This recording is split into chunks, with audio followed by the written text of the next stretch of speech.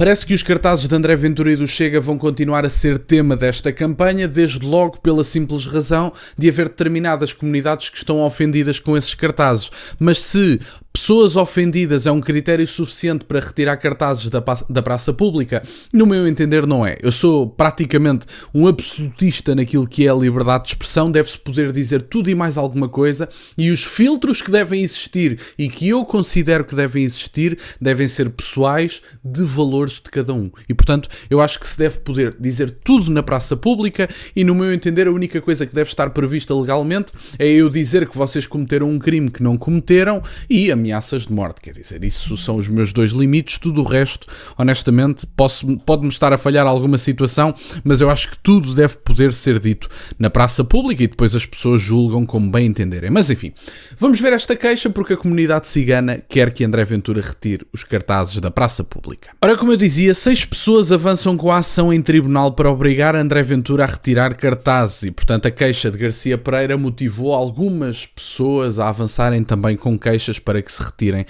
os mesmos cartazes. Membros da comunidade cigana apresentaram uma ação judicial contra André Ventura, exigindo a retirada imediata de cartazes com a mensagem "os ciganos têm de cumprir a lei". Os autores da queixa consideram que os cartazes colocados em vários concelhos estigmatizam e humilham a comunidade cigana. Não me parece que o faça de todo, até porque nós sabemos, sem dúvida nenhuma, que há um problema com a integração da comunidade cigana. É uma evidência que a comunidade cigana tem vivido em comunidades à parte, que alguma criminalidade, e eu não estou a dizer que toda a comunidade cigana comete crimes, não é nada disso que está a ser dito, mas é uma evidência que há alguns tipos de criminalidade que são cometidos pelos próprios porque sentem impunidade de tal forma que acham que podem viver à margem da lei. E, portanto, é uma evidência que há uma comunidade que tem tido este tipo de problemas, e esses problemas têm que ver com o quê? Bom, a questão, por exemplo, do casamento infantil, e há estudos que são financiados pelo governo português de 2019, curiosamente a partir de 2018, 2019 deixámos de ter esses estudos,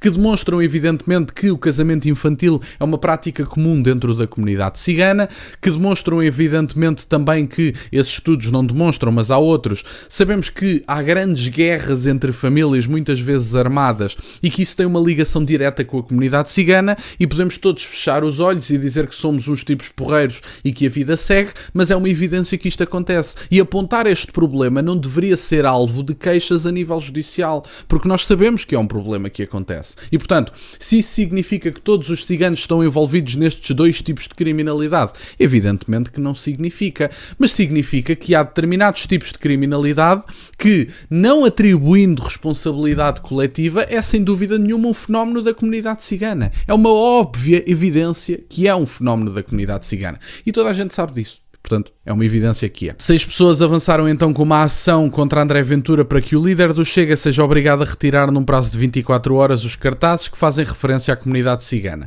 O documento entregue na passada sexta-feira no Tribunal de Lisboa e elaborado pelo advogado Ricardo Sá Fernandes é uma ação especial de tutela de personalidade, e os autores da comunidade cigana pretendem que André Ventura seja, além de obrigado a retirar os cartazes num prazo de 24 horas, seja obrigado a pagar uma multa de 5.000 euros por cada dia de atraso ou por cartazes que venham a ser colocados e que tenham conteúdo semelhante. E, portanto, o que é que significa isso do conteúdo semelhante? Quer dizer, eles serem mencionados é conteúdo semelhante ou não? Ou nada se pode dizer sobre a comunidade cigana? O que é que corresponde esse conteúdo semelhante? É que é importante que se diga, porque de repente esta ação está a prejudicar não só estes cartazes que estão perfeitamente dentro do âmbito da liberdade de expressão, como a prejudicar eventuais novos cartazes que os possam mencionar. Mas porquê? Não podem ser mencionados? Eu acho que devem poder ser mencionados como qualquer outra pessoa. É uma evidência. Da mesma forma que ninguém se indignou com o morte aos traidores do MRPP, eu acho que ninguém tem que se indignar com uma mensagem bem mais leve colocada pelo Chega, em que se diz que os ciganos têm que trabalhar ou têm que cumprir a lei ou o que quer que seja. Nos cartazes que foram colocados em vários locais, incluído na Moita, Montijo e Palmela, lê-se a seguinte frase, que está acompanhada pela fotografia de André Ventura na qualidade de candidato à presidência da República: os ciganos têm de cumprir a lei. Para os autores da ação, os cartazes passam uma mensagem de que os ciganos não cumprem a lei, o que estigmatiza estigmatiza e humilha o povo cigano no seu todo. Sentem-se impotentes para fazer parar a onda de xenofobia e de desprezo pelo povo cigano que a colocação dos cartazes gera na sociedade portuguesa. Lê-se ainda na ação que, a ser aceito pelo tribunal, não necessita de passar pelo Ministério Público. A mensagem que consta nos cartazes ofende a sua integridade moral e o seu direito à dignidade, consideram ainda os autores da ação, para quem André Ventura não se pode refugiar na liberdade de expressão, basicamente. A partir do momento em que a ação, que teve o custo de 30.000 euros, for aceita pelo tribunal, o mesmo terá 20 dias para marcar um julgamento para que possa ser decidido por um juiz se André Ventura tem ou não de retirar os cartazes. Portanto, basicamente, vai continuar a ser alimentado o circo mediático em torno dos cartazes. Estas pessoas parece que não aprenderam lição nenhuma sobre o que se tem passado nos últimos anos e continuam com a ideia de que ninguém se pode expressar ou sequer mencionar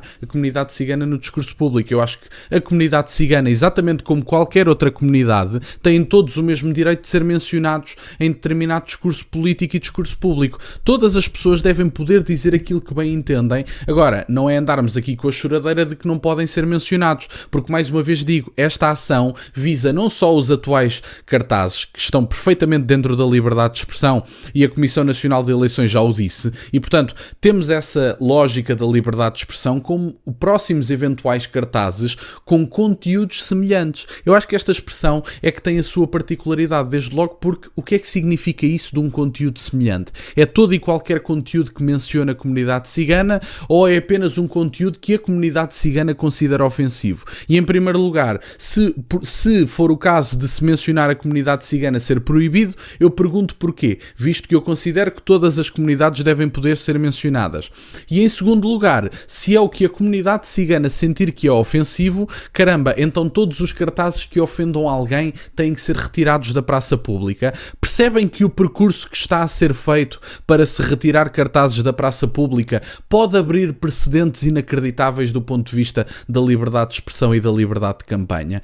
Toda e qualquer pessoa deve poder ser mencionada num cartaz, toda e qualquer comunidade, independentemente do que se diga. Eu sou, enfim, não sei se será a expressão adequada, mas eu acho que sou basicamente um libertário do ponto de vista da liberdade de expressão. Todas as pessoas devem poder dizer aquilo que bem entendem e têm que se saber lidar com esse tipo de questões. Todas as pessoas devem ter o seu espaço na praça pública. Mais uma vez digo, com aqueles dois limites que eu coloquei, a questão da difamação. Se eu disser que vocês cometeram um crime que na verdade não cometeram, é algo mal feito que não se deve fazer e deve ser punível legalmente, e depois ameaças de morte à integridade física. Isso sim, são dois limites que eu tenho. Fora isso, meus amigos, tudo deve poder ser dito e os filtros têm que ser culturais e internos. Portanto, eu devo-me comprometer de tal maneira com a verdade a nível pessoal e a nível da minha autorresponsabilidade que eu devo procurar a verdade, amar a verdade e expor a verdade. E, portanto, os limites devem ser colocados pela minha própria pessoa, pelos meus valores, pelos meus limites. Isso sim. Agora, de resto, meus amigos, o Estado não tem que meter o bedelho do que é dito publicamente, até porque palavrinhas não magoam tanto como facadas e como corrupção, e aparentemente o Estado português ou estas pessoas estão mais preocupadas com o dano de palavrinhas do que propriamente com o dano da criminalidade verdadeira. E, portanto, era isto no fundo que eu tinha para partilhar no dia de hoje. Fico-vos muito grato que estejam desse lado. Peço-vos só que deixem o gosto neste vídeo e que subscrevam o canal. Tem as minhas redes sociais e o MBA na descrição, para o caso de quererem fazer alguma doação, e nunca se esqueçam, meus caros, questionem tudo. Até à próxima.